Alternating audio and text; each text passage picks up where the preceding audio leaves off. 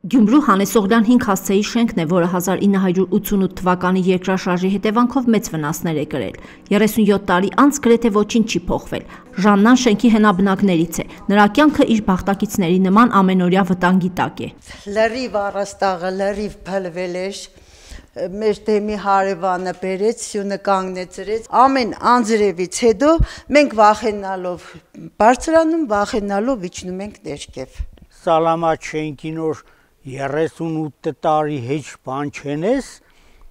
բլի ու գբլի։ Պարբերաբար քարեր են թափվում, մասնակի փլուզումներ լինում։ Խոնավությունից շենքում բուսականություն է աճել։ Պետությունն իր գործն ավարտված է համարել 2017 թվականին այս երկաթե հենակը տեղադրելով։ Շենքի հետ կապված բոլոր խնդիրները մնացել են բնակիչների ուսերին ծանրացած։ Կանալիզացիայի ջուրն է լցվել է,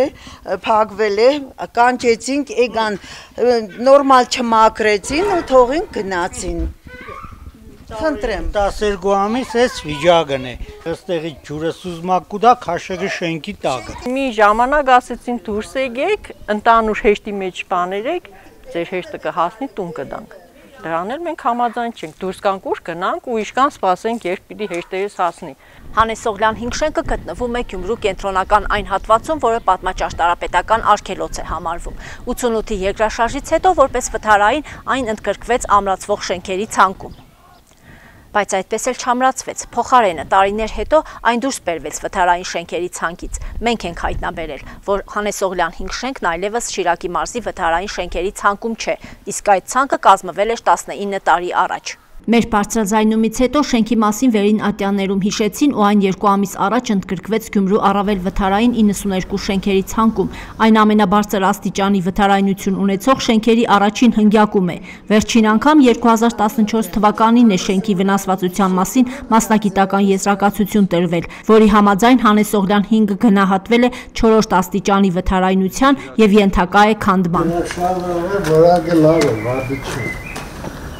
Երկրաբանահանքաբանական գիտությունների դոկտոր պրոֆեսոր Սերգեյ Նազարեթյանը աշխարհահռչակ սեյսմաբան է։ Մեր խնդրանքով շրջում է շենքում ու ակնադիտական զննումներով գնահատում վտանգավորության աստիճանը։ Այս պատը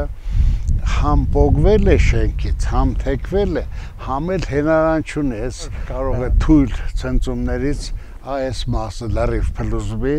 պետք է որ պետական միջոցներով առաջնահերթությունների մեջ մտնի